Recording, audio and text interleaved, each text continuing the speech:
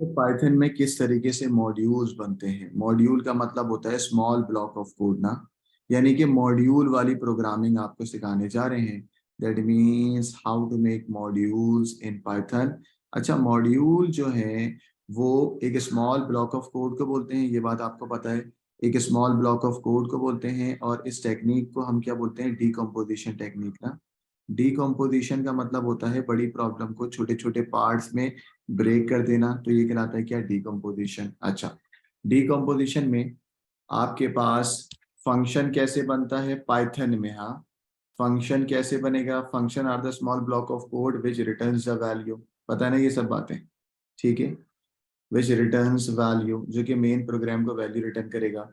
और अगर प्रोसीजर बनेगा तो प्रोसीजर जो है वो भी एक मॉड्यूल या स्मॉल ब्लॉक ऑफ कोड होगा, बट वो वैल्यू रिटर्न नहीं करेगा, not return value, not return value. बच्चों, वैल्यू को आप पैरामीटर भी कहते हो, ठीक है। वैल्यू जो रिटर्न होगी वो पैरामीटर भी कहलाएगी। ये बातें आपको समझ आ रही हैं, ठीक है। तो भाई पाइथन में मॉड्यूल्स कैसे बनते हैं, पाइथन में ये सारा काम कैसे होता है, जरा हम आपको बताते हैं, आइएगा। सही है बच्चों।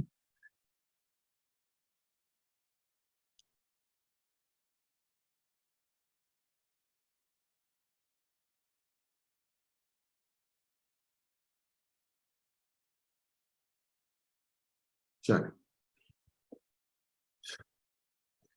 शुरू करूं। चलें। डीकम्पोजिशन का मतलब बड़ी प्रॉब्लम को छोटी प्रॉब्लम में ब्रेक करना है। ये मेरा थ्योरी सेशन है, तो मैं आपको जरा बता दूं कि भाई हम मॉड्यूल कैसे बनाते हैं। देखो, सबसे पहले आपको मैंने लास्ट क्लास के अंदर selection statement, if then else end if करा दिया, case of otherwise end case तो होता ही नहीं है। फिर मैंने फॉर लूप कराया, व्हाइल लूप कराया, और समीशन वगैरह के बेसिक सवाल कराए, पाइचार्म सॉल्व करना बताया। अच्छा, अब मैं आपको सिंपल सा एक बताता हूँ कि भाई देखो फंक्शन या प्रोसीजर बनता कैसे। देखो, आप लिखते हो डेफिनेशन के लिए डेफ, और डेफ के बाद आप एक्चुअल में यहाँ पे लिख दोगे उस मॉड्यूल का नाम। आपने लिख लिया फॉर एग्जाम्पल आपने लिख लिया x1, ठीक है, और आगे दो ब्रैकेट लगा दिए। और बच्चों यही सेम नीचे आप कुछ भी नहीं लिखोगे, ठीक है। इसका मतलब ये है कि इस इंडेंटेशन से जो भी काम हो रहा होगा ना इस तरीके से, तो ये सब का सब एक मॉड्यूल बना हुआ होगा। ये सब का सब एक क्या होगा, मॉड्यूल। और x1 is a name of this module. x1 is the name of module, और मॉड्यूल का मतलब क्या, जो वैल्यू रिटर्न कर रहा है, ठीक है ना। यहाँ तक कोई मसला तो नहीं। और डेफ वर्ड हमेशा आएगा। डेफ इज अ की वर्ड जिसके बाद तुम मॉड्यूल का नाम लिखते हो। डेफ इज अ की वर्ड जिसके बाद तुम मॉड्यूल का नाम लिखोगे। डेफ इज अ की वर्ड जिसके बाद तुम मॉड्यूल का नाम लिखोगे। ये बात समझ आ रही है सबको, कोई मसला तो नहीं है। अच्छा, क्या नीचे हम एंड कराएंगे? नहीं कराएंगे। क्यों नहीं कराएंगे? क्योंकि पाइथन में अगर तुम अंदर इंडेंटेशन करके कोई भी चीज लिखते हो, दैट मीन्स ये सारा का सारा काम इस मॉड्यूल के अंदर हो रहा है, और इसको एंड कराने की जरूरत नहीं है। जैसे फॉर में भी नहीं था, जैसे वाइल में भी नहीं था। याद आ गया बेटा, कोई मसला तो नहीं।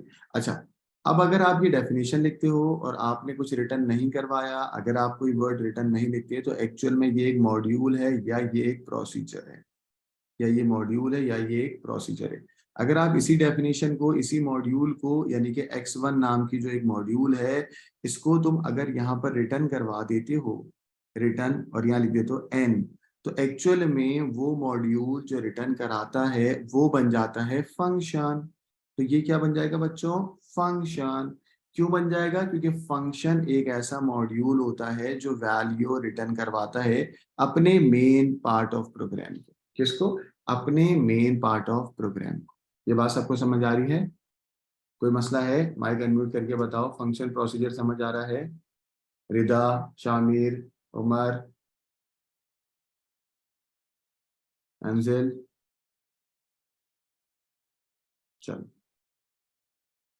अगर मैं यहाँ पर मैं कहता हूँ एक फंक्शन बनाओ, और बच्चों उस फंक्शन का नाम बोले राइट पाइथन फंक्शन। फिर मैं भी प्रैक्टिकल सेशन में इसको करके भी दिखाऊंगा। Right Python function in which input 4 number and print करवा दें उसका एवरेज। सही, ये काम करना है। चलो बच्चों मुझे बताएं, अनम्यूट करके बताएं जल्दी से कैसे बनेगा, आपको बताना मुझे, जल्दी बताएं। क्या लिखूं, फंक्शन, प्रोसीजर या टैग? चलिए, F। टैग क्यों आएगा भाई?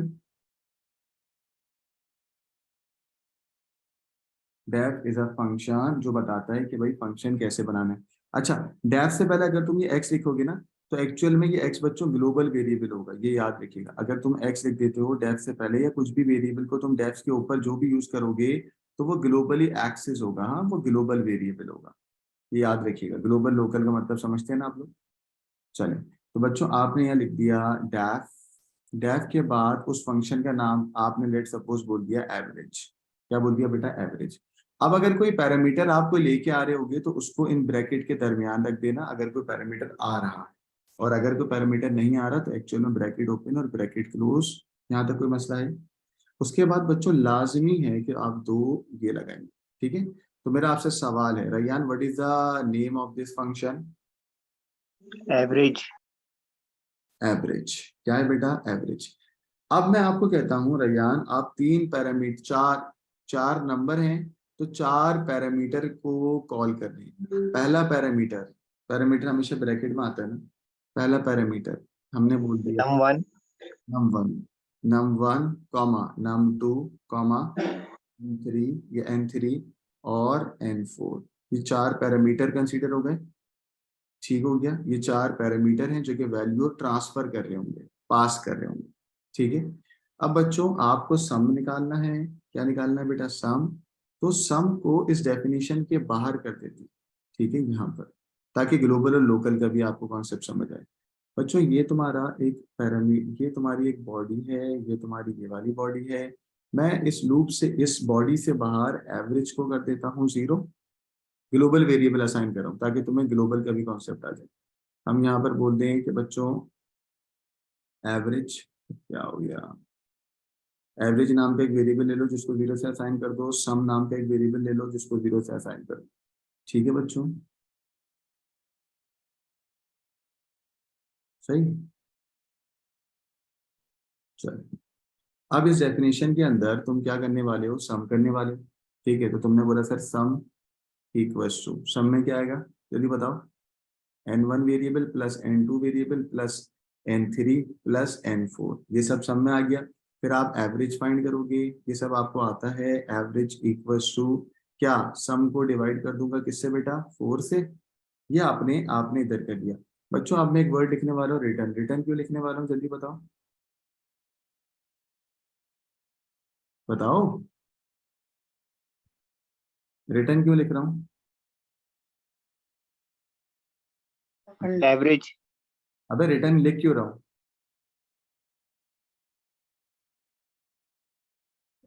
सर बिकॉज ये फंक्शन है और ये वैल्यू रिटर्न करता है। बिल्कुल सही, बिकॉज ये फंक्शन है और ये वैल्यू रिटर्न करता है, दैट्स वाई मैं इसमें रिटर्न लिख रहा हूँ, बिल्कुल सही। अच्छा, अब ये वैल्यू रिटर्न कर रहा है, वैल्यू क्या रिटर्न करेगा? सम की वैल्यू रिटर्न करूँ या एवरेज की? तो रैयान ने मुझे अभी बोला था कि सर आप एवरेज की वैल्यू रिटर्न कर दें। ठीक है, ये एवरेज रिटर्न कर रहे हैं। अच्छा, रिटर्न करने के लिए आपको यहाँ पर ये ऐसे लिखाना पड़ेगा कि भाई ये पैरामीटर है। अच्छा, इंडेंटेशन खत्म होगी जब भी मैं यहाँ से लिखूंगा, दैट मीन्स इंडेंटेशन खत्म हो जाएगी। अच्छा, अब जरा जब भी तुम इस कोड को अगर तुम पाइचार्म में लिख के रन करोगे, तो वो रन नहीं होगा। क्यों? क्योंकि ये तो एक स्मॉल ब्लॉक ऑफ कोड है, तो वो ब्लॉक ऑफ कोड में वैल्यू प्रिंट नहीं होगी, या एक तरीके से रन होगा, बस वो रन होने के बाद वैल्यू प्रिंट नहीं होगी। क्यों नहीं होगी? क्योंकि ना तुमने n1 की वैल्यू इनपुट ली, ना n2 की ली, ना n3 की ली, ना n4 की ली।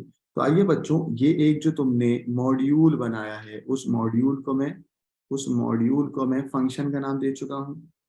अब मैं मेन प्रोग्राम पे हूँ। एक्चुअल में यहाँ पर जो मैं लिख रहा हूँ ये मेरा मेन प्रोग्राम है।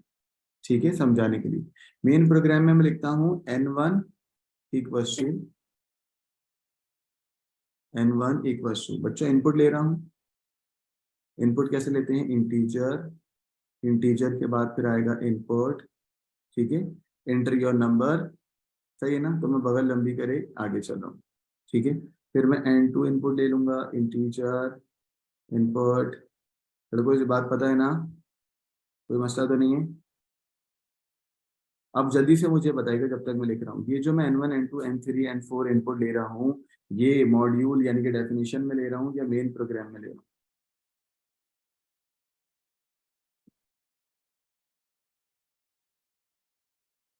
बोले भाई, इस तरीके से नहीं पढ़ाऊंगा मैं, जल्दी बताओ, मेन में ले रहा हूँ या मॉड्यूल या फंक्शन में ले रहा हूँ?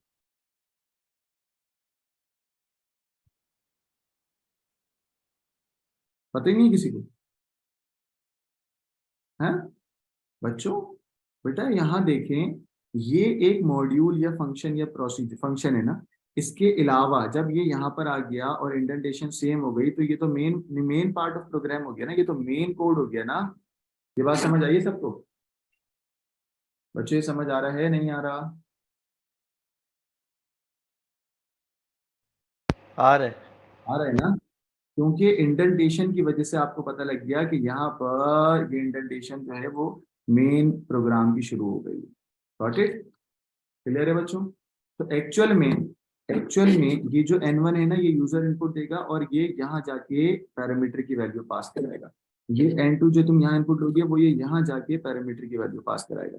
ये n3 होगा जो ये यहाँ इसी मॉड्यूल के अंदर जाके फंक्शन में जाके पास कराएगा, और n4 भी यहाँ जाके पास कराएगा।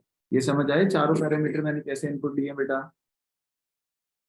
ठीक है, कोई मसला है बच्चों? यस और नो, सबको समझ आ रहा है या कुछ बताना है और? बोलो।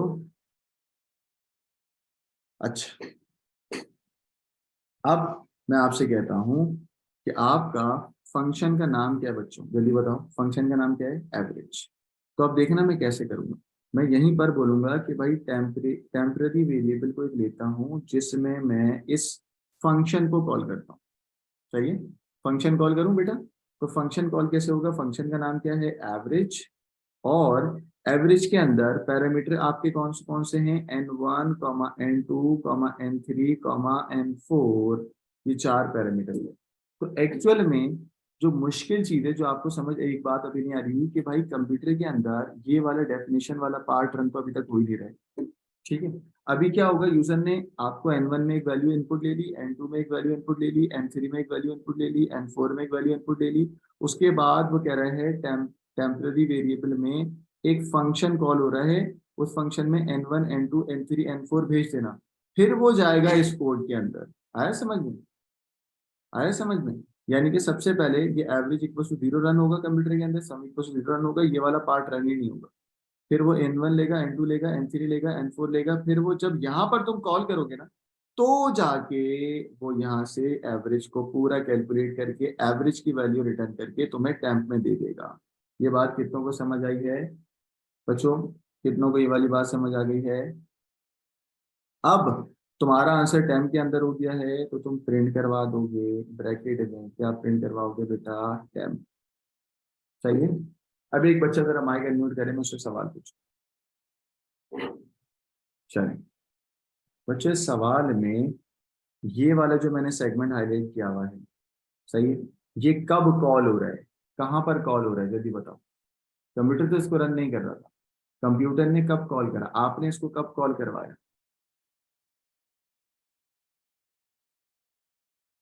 बताएं। टेम्प में। टेम्प में। अगर मैं ये लाइन नहीं लिखूंगा, अगर मैं ये टेम्पररी लाइन नहीं लिखूंगा, तो क्या ये पूरा फंक्शन या ये पूरा block of code computer run करेगा या नहीं करेगा? नहीं करेगा, नहीं करेगा। आके रख लेगा। आइए बात समझ में, सिर्फ अपने पास उठा के रख लेगा। सही बच्चों, ये बात सबको समझ आ गई है? तो एक्चुअल में आपने एवरेज और सम को जीरो करा, ठीक है, फिर आपने जो ये पूरा फंक्शन बनाया है ये कंप्यूटर ने अपने पास बैक हैंड पे काम कर लिया। उसके बाद ये तुम्हारा मेन प्रोग्राम है, देख रहे हो? यहाँ से इस लाइन पे तुमने इस फंक्शन को कॉल करा है, यानी कि यहाँ पर तुमने इसको कॉल कर दिया, ठीक है। और सारी की सारी चीजें तुमने टैम के अंदर स्टोर करी, तो मैंने प्रिंट करवाया टैम, तो एक्चुअल में टैम के अंदर एवरेज प्रिंट होगा। कितने बच्चों को कोई मसला है तो बताएं। अब मैं आपको एक सवाल और बोलूंगा, अगर मैं ये डेफिनेशन को नीचे लिखता और ये मेन पार्ट ऑफ प्रोग्राम को ऊपर लिखता, तो भी कोई मसला तो नहीं था? यस और नो? जल्दी बताओ।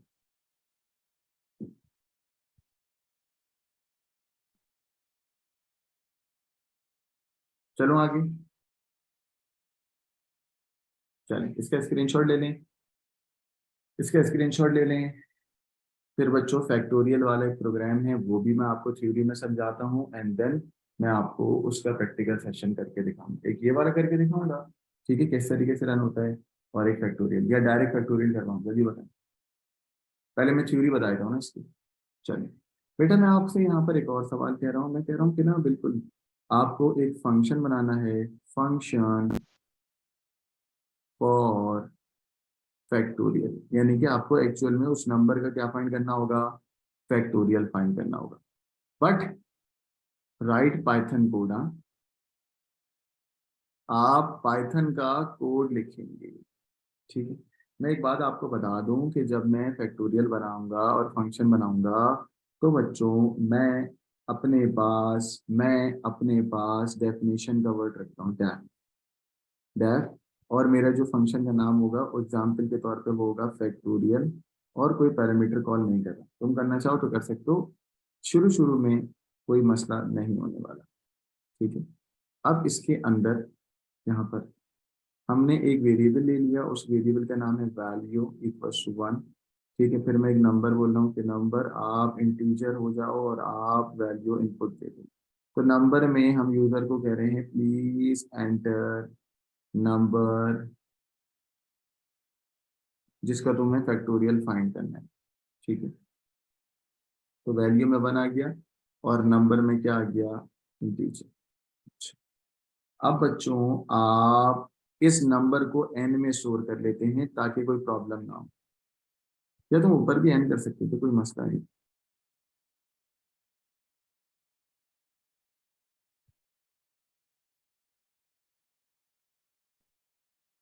एन इक्वल्स टू इंटीजर, तो यानी कि अब तुमने डेटा किस में स्टोर करा लिया बेटा, एन में, ठीक है। अब तुम बोलते हो कि सर अगर एन, अच्छा बच्चों डबल इक्वल्स टू क्यों आता है, वैल्यू कंपेयर करनी, एन इक्वल्स टू 0 नहीं, बट पाइथन में डबल इक्वल्स टू लगा दो तो एक तरीका होता है ना, जैसे प्लस इक्वल्स टू होता है। इसका मतलब ये होता है एन की वैल्यू 0 है या नहीं है, तो डबल इक्वल्स टू लगा दिया। पहले चेक करो एन 0 है या नहीं है, और आगे कॉलन लगा दो डबल इक्वल्स टू से। अगर 0 है तो बच्चों प्रिंट करवा देना, 0 का फैक्टोरियल हमेशा 1 होता है, मैथ्स का रूल है ये, कि 0 का फैक्टोरियल हमेशा 1 होगा, ठीक है। तो ये तो एक बात हो गई, ये तो एक बात हो गई। तो मैं यहाँ पर छोटा सा डब्बा बना दिया, इंडेंटेशन हो गई हमारी। अब मैं एलिफ वाली लाइन लिख रहा हूँ, एलिफ, एल से तो नहीं होता हमारे पास, एलिफ होता है अगर, अगर नंबर 0 से, अगर नंबर 0 से छोटा हो, तो नेगेटिव नंबर का फैक्टोरियल भी नहीं होता भाई। नेगेटिव नंबर का फैक्टोरियल क्या होता है, 0। अगर नंबर नेगेटिव हो तो प्रिंट करवा देना फैक्टोरियल इज 0। ये मैथ्स का रूल है, हमारा नहीं है भाई, ठीक हो गया। कोई बच्चा मुझसे बेवकूफ़ों वाली बात नहीं करना कि सर 0 का नेगेटिव नंबर का फैक्टोरियल 1 क्यों होता है। अगर भाई मैंने नहीं बनाया, मैथ्स में ये है कि भाई आपके पास नेगेटिव नंबर होगा तो आपका फैक्टोरियल क्या होगा, 0।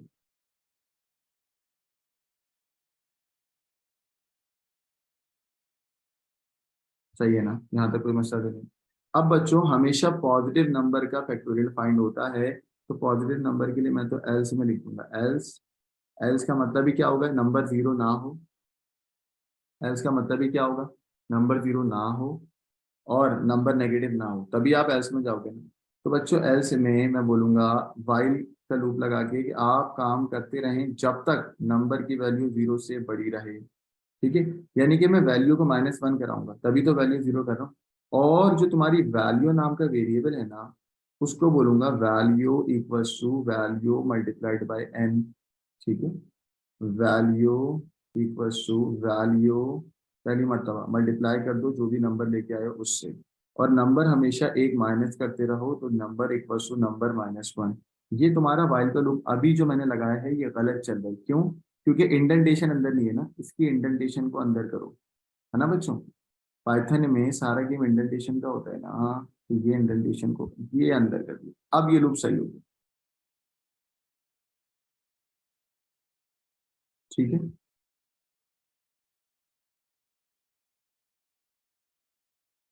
सही है बच्चों, यहाँ तक कोई मसला तो नहीं है। ये लूप चलता रहेगा चलता रहेगा चलता रहेगा, कब तक चलेगा जल्दी बताओ चैट पे बच्चों। ये लूप चलता रहेगा चलता रहेगा चलता रहेगा, जल्दी बताओ कब तक चलेगा। सर हाँ सर आपने बोला था दोपहर में भी जब आप करा रहे थे कि डबल इंडेंटेशन हो गई थी, तो उस पर एक एरर आ गया था कि अनएक्सपेक्टेड इंडेंटेशन है। डबल इंडेंटेशन पे नहीं आई, बताओ। वो ये था कि अगर वाइल तुमने यहाँ पर उसकी इंडेंटेशन आ रही है ना, और मैंने इसको और ज्यादा अंदर कर दिया, 2 दफा टैब जब दबा दिया था, 2 दफा टैब दबाने पे आया था। डबल क्या, 4 दफा नेस्टेड लूप आए तो 4 दफा इंडेंटेशन हो जाएगी। मेरी बात को समझ आइए तुम्हें। फॉर एग्जाम्पल अगर तुमने वाइल लिखा है तो तुम्हारी इंडेंटेशन यहाँ से होगी ना 1 दफा के टैब पे। लेकिन अगर तुम वाइल लिखते हो और अंदर वाली इंडेंटेशन बहुत आगे कर देते हो, तो कभी कभी, हमेशा नहीं, कभी कभी प्रोग्राम आपको एरर देता है क्योंकि वो रीड नहीं कर पा रहा हो। सही है लड़की। ये सर। अच्छा, ये मैं आपसे बोलूंगा एक्चुअल में फैक्टोरियल होता है क्या, जरा ये भी बता दो। कि अगर मैं बोलूंगा 4 का फैक्टोरियल फाइंड करना है, तो 4 से पिछले सारे नंबर इसका मल्टीप्लाई हो होंगे। यानी कि 4 multiplied by 3 multiplied by 2 multiplied by 1, है ना। यानी कि पहले 4 आएगा, फिर 4 के बाद -1 होगा तो वो 3 हो जाएगा, फिर क्या हो जाएगा 2, और फिर क्या हो जाएगा 1। जब तक के नंबर 0 से बड़ा रहेगा तब तक लूप चलता रहेगा और वो वैल्यू n से मल्टीप्लाई होती रहेगी। ये बात समझ आ गई है बच्चों, कोई मसला तो नहीं है। ये चीज की थ्योरी तो मैंने आपको लेक्चर के शुरू में भी बताई थी कि भाई फैक्टोरियल इस तरीके से फाइंड होगा। बात है यहाँ पर कि मेरा क्या हुआ। अब बच्चों यहाँ पर हम प्रिंट करवा देते हैं। अब हमें इसको एक्सेस कैसे करना है जरा वो देखना है, ये थोड़ी मुश्किल चीज है। अब हम यहाँ पर प्रिंट करवाएंगे। बच्चों आपका आंसर है किसमें, अब आपका आंसर वैल्यू में स्टोर है या एन में स्टोर है। आपका आंसर किसमें स्टोर है बच्चों, वैल्यू में। बोलो किसमें स्टोर है, वैल्यू में। ये बात समझ आ रही है नहीं आ रही, तो बोलो भाई, नहीं आ रही तो भी। आ रही है। फैक्टोरियल ऑफ एन का फैक्टोरियल, फैक्टोरियल ऑफ एन, फिर मैंने इन्वर्टेड कॉमास में लिखा इज, सही। फैक्टोरियल ऑफ एन इज, फिर यहाँ पर किस में स्टोर है बेटा, वैल्यू में। सही ना लड़का। और यहाँ पर ये प्रिंट करना भी आपको आता है कि ये मैसेज है, इस भी मैसेज है, और एन और वैल्यू क्या है बेटा, वेरिएबल। ठीक है, इंडेंटेशन वही है। यहाँ तक कोई मसला है। अब बच्चों, अब मैं इस डेफिनेशन को क्लोज करना चाहता हूँ। अब मैं इस डेफिनेशन को क्लोज करना चाहता हूँ कि भाई अब आप खत्म हो जाए, तो ये मैं लाइन ड्रॉ कर रहा हूँ। बट लाइन ड्रॉ करने की जरूरत नहीं है कि मैं इंडेंटेशन को खत्म करूँ, ठीक है ना। अब जब मैं जो भी काम करूंगा वो इस इंडेंटेशन से करूंगा। जब इस इंडेंटेशन से करूंगा दैट मीन्स मेरा जो फंक्शन तो नहीं है, प्रोसीजर जो है बच्चों, ये प्रोसीजर क्यों है, अभी तक ये प्रोसीजर क्यों है, रिटर्न नहीं कर रहा ना। रिटर्न नहीं कर रहा, ये रिटर्न नहीं कर रहा। और अगर मैं यहाँ पे लिख देता रिटर्न वैल्यू, तो फिर क्या हो जाता, ये रिटर्न कर जाता। फंक्शन। हाँ, तो ये तो और ही अच्छा हो गया ना। तो मैं यहाँ पे सवाल को चेंज करता हूँ कि भाई मैंने अभी क्या बनाया, प्रोसीजर, ताकि आपके पास दोनों सवाल आ गए कि ये फंक्शन भी हो गया और प्रोसीजर भी हो गया। अब बच्चों, अब मेरा आपसे सवाल है, जब तुम ये पाइथन में लिखोगे कोड को और रन करोगे तो आउटपुट स्क्रीन पे कुछ भी डिस्प्ले नहीं होगा। क्यों नहीं होगा, मेन नहीं लिखा ना सर। क्योंकि मेन प्रोग्राम में तो लिखा ही नहीं ना। ये तो एक ब्लॉक ऑफ कोड बनाया और ब्लॉक ऑफ कोड को अपने पास बैक हैंड पे रख लिया। तो जब तुम मेन प्रोग्राम पे इस फंक्शन को कॉल करते हो तो कैसे कॉल करते हो, आप इस फंक्शन का नाम बता सकते हो मुझे सब बच्चे, इस फंक्शन का नाम क्या है जल्दी बताओ। फैक्टोरियल। फैक्टोरियल। तो यहाँ पर मैं मेन प्रोग्राम पे लिखता हूँ फैक्टोरियल, को कॉल कर लो और यहाँ पर ये बना दो। अब क्या होगा, अब ये इसको ढूंढेगा, बोलेगा कहाँ है, ओहो भाई यहाँ पर है, तो यहाँ पर वैल्यू में 1, फिर n को इनपुट लेगा और फिर इस तरीके से सारे मामला चलाता रहेगा और उसका फैक्टोरियल प्रिंट करेगा। ये बात सबको समझ आ गई है, कोई मसला तो नहीं है बच्चों, क्लियर। क्लियर है ना। इसका भी स्क्रीनशॉट ले लें। अब मैं आपको मल्टीपल फंक्शन बना के दिखाता हूँ प्रैक्टिकल सेशन में। फॉर एग्जाम्पल मैं आपको जो कोड करवाया था वो था एवरेज वाला, वही वाला एवरेज वाला करके दिखाऊं, वही एवरेज वाला करके दिखाएं बच्चों। तो हमने क्या लिखा था, एवरेज को पहली दफा इनिशियलाइज कर रहे हैं 0, और सम को इनिशियलाइज कर देता हूँ किससे बेटा, 0 से। ठीक है, अब मैं एक फंक्शन बनाने जा रहा हूँ def A V G, parameter के नाम n1 n2 n3 n4। ठीक है, ये 4 मेरे पैरामीटर हैं और यहाँ पर आ गए। सही है बच्चों, देख रहे हो। अब क्या करना है बेटा बताओ जल्दी से, एवरेज फाइंड करना है तो इनपुट तो यहाँ नहीं लूंगा, इनपुट तो मैं बाहर लूंगा। सम इक्वल टू, बताओ आराम से आप लोग बताएं बाकी। सम प्लस एन। सम प्लस एन, अबे क्या पागल हो गया, लूप थोड़ी लगा रहा है, मैनुअली इनपुट मैनुअली कर रहा हूँ, मैनुअली। n1 प्लस, बोल ही नहीं रही। सर सारे एंस को प्लस कर देंगे सम में। ऐसे बोलिए, मुझे बताएं तो कैसे। n1 plus n2 plus n3 plus n4। अब सबको प्लस कर दिया, अब हमने एवरेज फाइंड कर लिया, एवरेज इक्वल टू सम को डिवाइड कर दिया किससे बेटा, 4 से। 4 से। अभी तक जो भी मैं काम कर रहा था मॉड्यूल के अंदर कर रहा था, बट जैसे ही मैं बैक स्पेस दबाऊंगा अब मैं मॉड्यूल से बाहर आ गया, यानी कि मेन प्रोग्राम पे आ गया। अब मेन प्रोग्राम पे मुझे इस एवरेज को, पहली बात n1 n2 n3 को इनपुट लेना है, तो मैं बोलूंगा n1 आप खामोशी से मुझे इनपुट दे दो इंटीजर के साथ, तो इंटीजर फिर यहाँ आएगा इनपुट। ठीक है,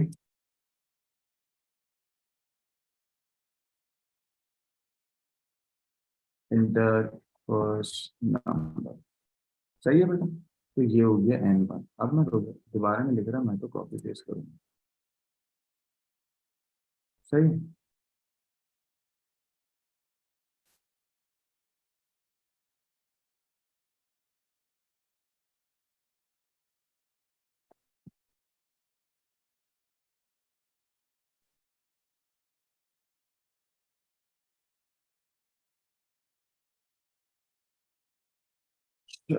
आगे क्या होना चाहिए बच्चों बताओ। ये तो तुमने इनपुट दे दिया और ये इनपुट जो तुम्हारे फंक्शन में चले जाएंगे। अब फंक्शन को कॉल करना है बच्चों, मैं यहीं पर बताऊं फंक्शन कॉल कैसे होता है, जल्दी बताएं।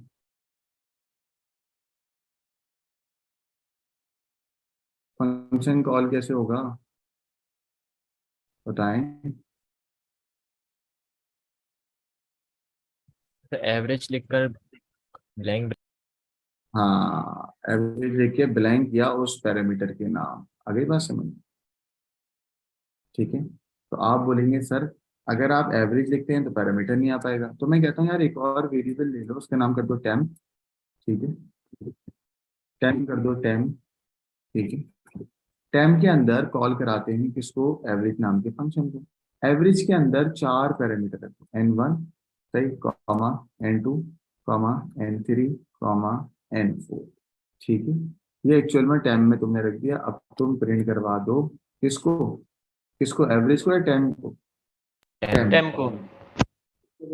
टेम्प को। समझ आ रहे हैं, तो एक्चुअल में ये जो मैंने बनाया है, ये मैंने एक मॉड्यूल बनाया है, इस मॉड्यूल में अभी कुछ भी नहीं हो रहा है जब तक कि मैं इसको कॉल नहीं करूंगा। बच्चों अब मेरा आपसे कोई सवाल है, मुझे सिर्फ लाइन नंबर बताना, कौन सी लाइन में मैंने इस फंक्शन को कॉल करा है।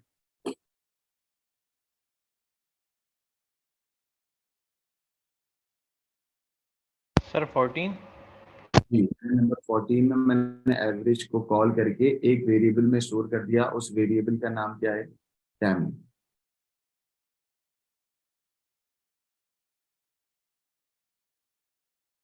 सही है ना, उस वेरिएबल का जी नाम सर। क्या है। तो मैं टेम। इस कोड को रन करते हैं, देखते हैं ये कोड सही चल भी रहा है या नहीं चल रहा। आइए,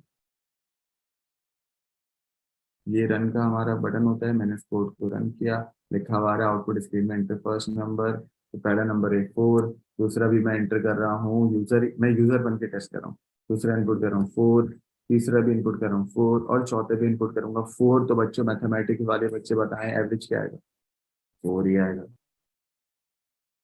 ओह, प्रिंट हो रहा है नन, तो कुछ गड़बड़ है, क्या गड़बड़ है।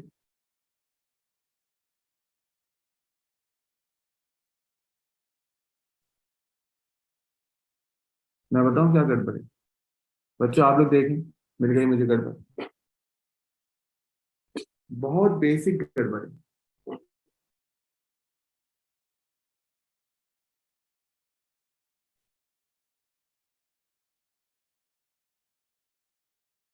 कोड सही है, छोटी सी कोई मिस्टेक हुई है, 2 से डिवाइड होगा। पागल हो गया, 4 नंबर इनपुट दे रहा हूँ, 2 से डिवाइड होगा। शामिर तू तो बिल्कुल ही भाई, शामिर कुछ और गड़बड़ है, बिल्कुल आसान गड़बड़ है।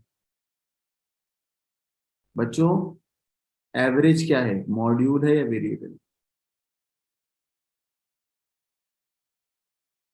अब तो बता दो। Sir module. मॉड्यूल है ना, तो बेटा वेरिएबल का नाम भी और मॉड्यूल का नाम, दोनों का नाम सेम कर दो। नहीं डिफरेंट होगा। हाँ, अगर इस सबको समझ, चैट पे बताओ, सबको समझ आ गया? यानी कि जो मॉड्यूल का नाम है वही वेरिएबल का नाम है, तो ये तो गलत हो गया ना, है ना? कंप्यूटर परेशान हो रहा है, कह रहा है कि भाई कौन एवरेज है कौन मॉड्यूल है। तो लाइन नंबर 4 में मैं इसको पूरा नाम रख देता हूँ, AVERAGE, कि भाई एवरेज नाम, क्या नाम है बेटा, एवरेज। बच्चों अब मेरा आपसे सवाल है, what is the name of the module? तो आप बोलेंगे क्या, बोलो। Average average. एवरेज।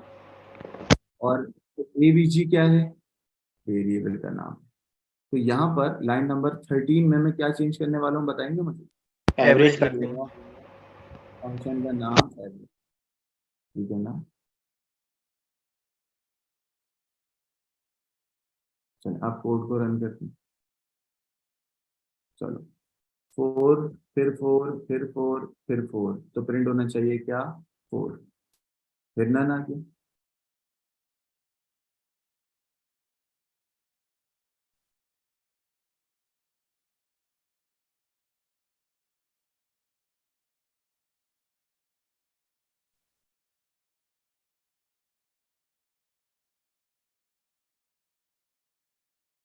अच्छा, temp 5 equals to average n1 comma n2 comma n3 comma n4।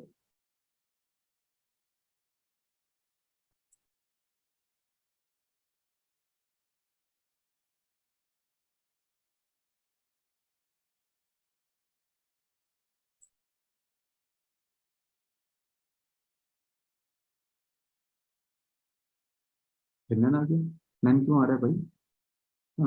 Function temporary file के अंदर हमने एवरेज को रखा, प्रिंट करवा दिया। अच्छा ठीक है, स्पेस नहीं लगाया ना मैंने।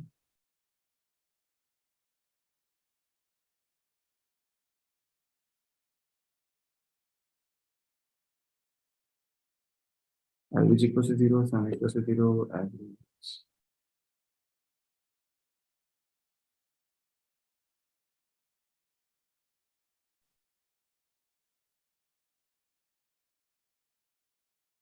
क्या मिस्टेक है बच्चों?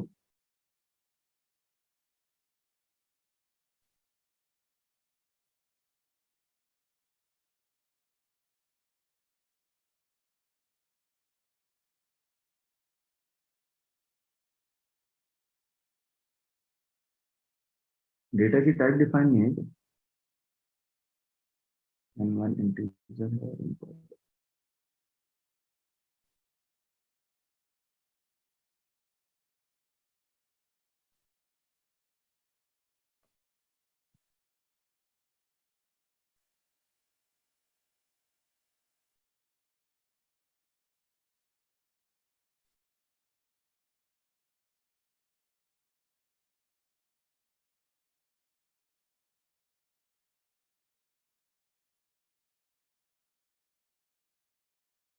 Six seven eight nine.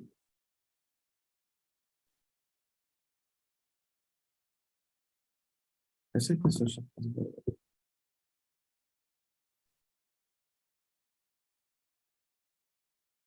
इस तरीके से करके देखते हैं।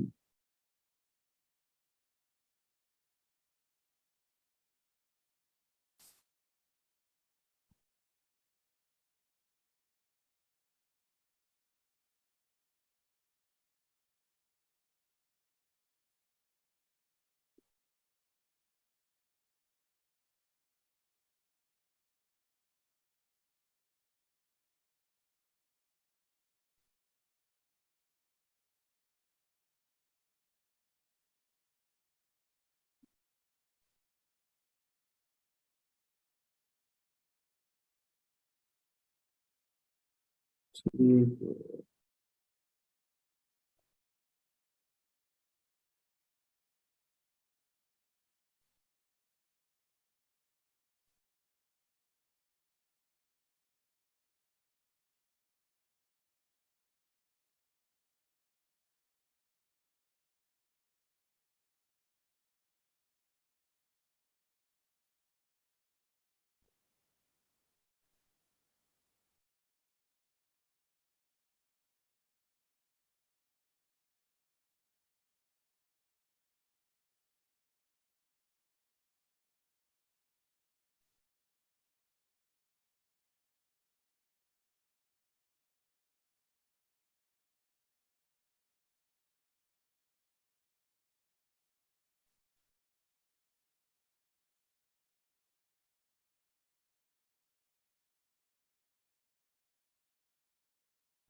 सही है बच्चों।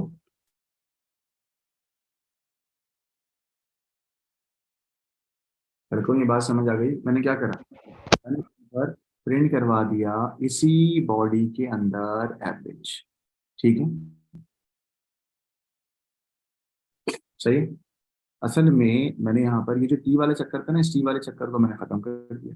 मैंने कहा क्योंकि यहाँ पर वो कह रहा है कि टी की रेटे की टाइप उसने डिफाइन नहीं की, इस वजह से मैंने प्रिंट कहाँ करवा दिया, लूप के अंदर ही करवा दिया। सही है, देखो दोबारा रन कर। सर आपने मॉड्यूल के अंदर ही इसको प्रिंट हाँ करवा दिया है।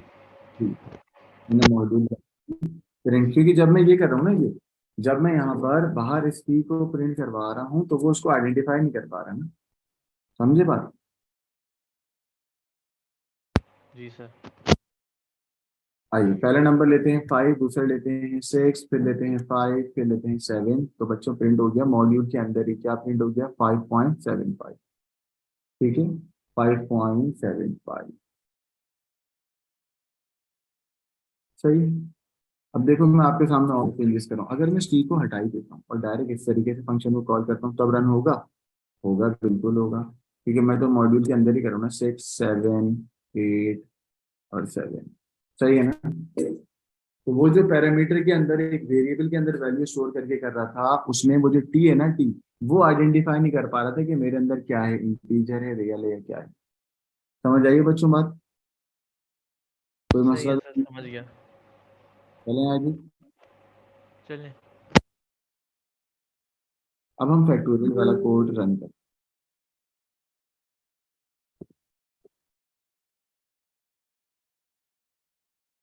चलो, सब बच्चों को समझ आ गया, चैट पे बताओ। अब मैं फैक्टोरियल वाला कोड रन करूँ। फैक्टोरियल के लिए हम एक प्रोसीजर बना रहे हैं जिसका नाम होगा फैक्टोरियल। तो हमने बोला डैफ फैक्टोरियल, डैफ फैक्टोरियल ब्रैकेट, कोई पैरामीटर वगैरह का चक्कर नहीं है, तो डायरेक्ट होगा। और यहाँ पर आगे हमेशा एक कॉलन आता है, कॉलन आ गया। अब बच्चों आप चाहें तो इनपुट ले लें या एक वैल्यू नाम का वेरिएबल ले लें जो सारा काम करेगा। ये बड़ा इंपॉर्टेंट वेरिएबल होगा, यही मल्टीप्लाई करेगा। अब मैं इनपुट लूंगा एन में, N equals to integer, define करूंगा ना डेटा के टाइप। फिर यहाँ पर आ गया इनपुट,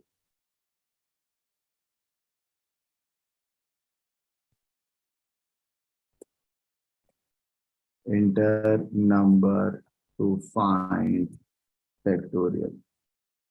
सही, ये सारा काम मैंने एन में कर दिया।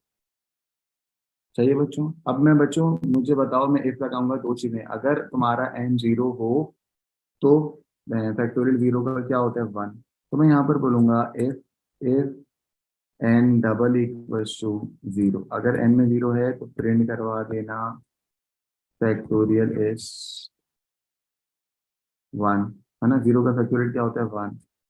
और एल इफ एन अगर 0 से छोटा हो तो क्या प्रिंट करवा देना, जल्दी बताओ लड़कों, क्या प्रिंट करवाना है। 0। ये बात आपको कैसे पता? मैथ्स का रूल है कि नेगेटिव नंबर का फैक्टोरियल क्या होता है। अब जो बचेगा, लड़कों जल्दी से बताओ, अब जो एल्स में बात बचेगी, थ्योरी में पढ़ाया था, वो क्या होगा? वो ऑब्वियसली बात है, वही नंबर होगा जो 0 से बड़ा है। और हमें फैक्टोरियल भी फाइंड करना होता है जो 0 से बड़ा है। तो जब तक नंबर 0 से बड़ा हो तब तक के लूप चलता रहे, तो मैं वाइल का लूप लगा दूंगा, वाइल नंबर चलाते रहो जब तक कि वो 0 से बड़ा है, ठीक है। सर इस वाले एल्स में फॉर का भी लूप लगा सकते हैं? ऐसे फॉर में रख सकते हैं ना, फॉर में ये कैसे लगाओगे, जब तक कि नंबर 0 से बड़ा है तब तक लूप चलाते हो। ये बोल सकते हो कि सर इस एल्स के अंदर भी मैं नेस्टेड इफ यूज कर सकता हूँ, सही। है ना। आप बोलोगे sir value equal to value multiply करें किससे, तुम्हारे नंबर से। अब देखो कैपिटल एन नहीं लिखूंगा, स्मॉल एन है ना, वेरिएबल चेंज हो जाएगा, ठीक है। और एन की वैल्यू क्या हो, n-1, सही है। अब अगर मैं यहाँ लिखूंगा ये तो लूप के अंदर है, हम बोलेंगे भाई लूप के अंदर नहीं, अब लूप के बाहर, सही है। और मेन एफ पे आ जाओ, यानी कि ये डेफ खत्म हो गया बच्चों, डेफिनेशन खत्म हो गई। अब डेफिनेशन यहाँ पर अगर मैं लिखूंगा तो यहाँ डेफिनेशन खत्म हुई है, एक और इंडेंटेशन बाहर आऊँ, एक और बाहर आए स्पेस। और बाहर आने से पहले प्रिंट करवा लो ना, क्या प्रिंट करवाऊँ,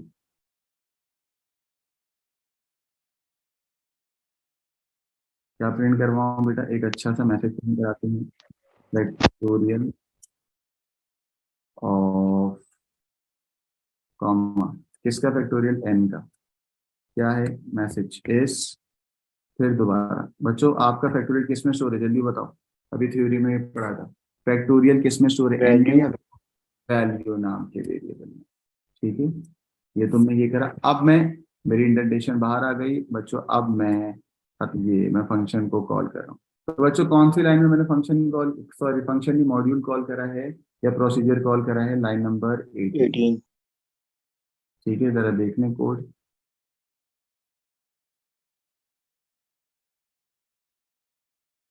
सही है, रन करूं बेटा, चलो आ जाओ।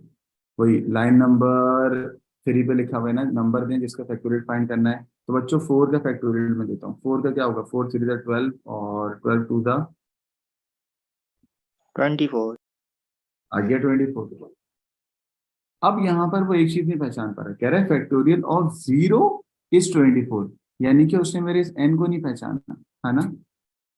लाइन नंबर 16 में उसने फैक्टोरियल ऑफ को पहचान लिया, वैल्यू को पहचान लिया, एन को नहीं पकड़ पाया। पकड़ तो रहा है, क्यों नहीं पहचान, हाँ आओ, मतलब आंसर मेरा अच्छे तरीके से प्रिंट नहीं हो पाया। अगर मैं 4 करता हूँ तो वैल्यू ऑफ 0 इज 4, क्यों भाई 0 क्यों,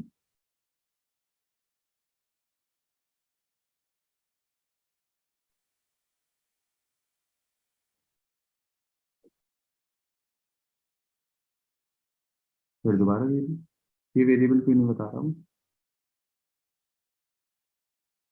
स्पेसेस ज्यादा लगे हैं इसलिए।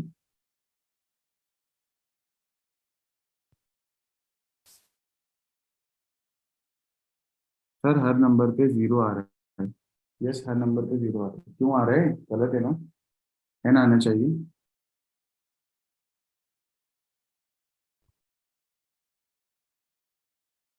एन तो इंटीजर है,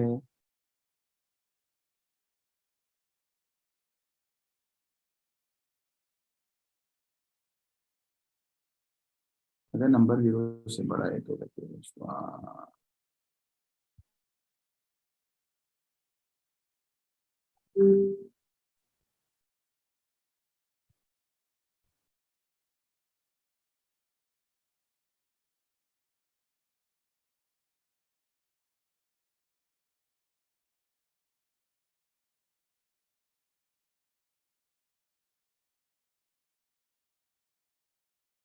0 आ रहा है, फैक्टोरियल ऑफ 0,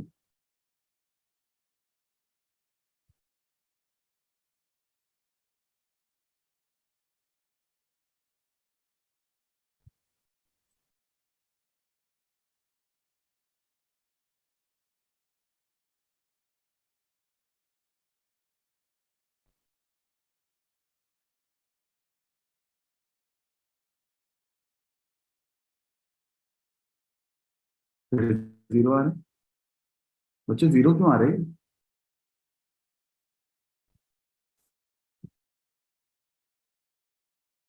अच्छा यार तो बिल्कुल सही है ना यार, हाँ हाँ हाँ, बिल्कुल सही है ना, ये तो बिल्कुल बच्चों वाली चीजें समझ नहीं आ रही। ओ भाई एन की रिसेंट वैल्यू, एन तो माइनस हो के 0 हो गया ना, आई समझ, एन की वैल्यू माइनस होती जा रही है ना, तो एन तो 0 हो जाएगा, जब ही तो खत्म होगा। समझ आ गई बात? लड़कों समझ आई नहीं आई? आ गई आ गई। आ गई ना भाई। एन की वैल्यू लाइन नंबर 14 में क्या होगी, पीछे जाती जा रही है, पीछे जाती जा रही है। तो 4 के बाद क्या होगा 3, 3 के बाद होगा 2, 2 के बाद होगा 1, 1 के बाद होगा 0, और 0 पे वो खत्म हो रहा है। तो अब हम क्या करें, अगर हमें इसको एन को निकालना है तो इस एन को पहले किसी में स्टोर कर दो, है ना। यहाँ पे लाइन नंबर 3 में आप नम के अंदर एन को स्टोर कर दो पहली मतलब। तो 3 में नहीं, ये काम होगा लाइन नंबर इनपुट लेने के बाद। बच्चों समझ आ रहा है मैं क्या कर रहा हूँ? अब मैं नम के अंदर पहली दफा जो है ना वो स्टोर कर रहा हूँ, ठीक है। और यहाँ पर अब मैं एन को नहीं करूंगा क्योंकि एन तो माइनस होते जा रहे हैं। मैं यहाँ पर नम कर दूंगा, क्या कर दूंगा, नम। चलो कोई ये बात समझ आई है? लड़के लड़कियों समझ आ गया ये क्या करा है मैंने? ये साद, शामिर, हानिया, सर एक अंजल। बार वापसी रिपीट कर दें। हाँ बेटा, मैं आपको कह रहा हूँ, जब मैं ये कोड कर रहा था और यहाँ पर एन लिख रहा था, तो मुझे बताओ ये जो लाइन है इसमें एन की वैल्यू -1 होती जाएगी कब तक, जब तक कि 0 नहीं आएगा। तो एन 0 तो बिल्कुल सही आ रहा था ना, एन तो 0 हो जा रहा था। तो मैंने क्या करा, मैंने लाइन नंबर 3 में जब एन में इनपुट लिया, उस एन को नम में स्टोर करा दिया, ठीक है। उसके बाद मैं वही फैक्टोरियल का काम करते रहा। बट अब जो पहली मर्तबा एन की वैल्यू है जिसका तुम्हें फाइंड करना था, वो एक्चुअल में मैंने किस में स्टोर करा दिया था, नम में। तो मैं लाइन नंबर 17 में फैक्टोरियल ऑफ एन लिखूंगा जो कि -1 होती जा रही है, या नम लिखूंगा?